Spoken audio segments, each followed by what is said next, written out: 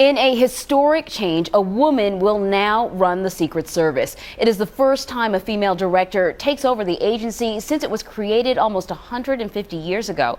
President Obama chose veteran agent Julia Pearson. She joined the Secret Service in 1983 and first worked in the Miami field office. Pearson then joined the Presidential Protective Detail in 1988 and served 4 years. She became the chief of staff to the director in 2008. Now, the appointment of the first woman to lead the Secret Service comes after the male-dominated agency was embarrassed by one of the biggest scandals in its history. Before President Obama arrived in Colombia last year, agents assigned to protect him were caught paying for prostitutes during a night of clubbing and drinking. Joining us this morning is Eviania Pampouras, former special agent in the Secret Service and security expert. Eviania, thank you very much for joining us this morning. Now, you live this life. You weren't just in the Secret Service, you were part of the Presidential Detail. You excelled within this male-dominated service. How groundbreaking is it to hear that the president is appointing a woman?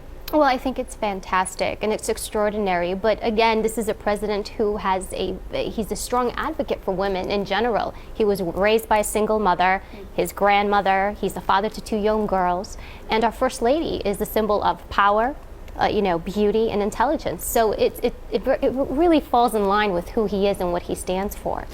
Now, here we have, though, a male-dominated service, which we presume has a culture that reflects that. You know, you live the life. You can confirm whether or not it's sort of a testosterone-fueled culture. Is it enough to put a woman in charge to change that culture?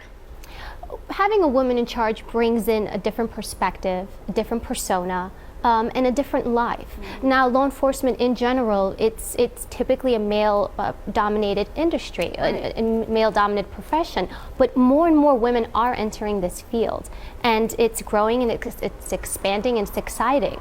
It really is. Now, we made mention of the scandal from last year in Colombia. It was pretty embarrassing for the Secret Service. It's something that rarely occurs. Do you think that maybe this will also help the Secret Service get over that scandal? I mean, pretty much things have been laying low for the past year or so, but will this kind of spruce up the reputation? This gives a new face, a new life to the agency. Right. It is the first woman, and it's like anything. When you have the first female president, that will be extraordinary. It's a new face to the country. So this is a new face, a new life, and I think it is very much welcomed and exciting, not just for the women, but in the men in the agency in general.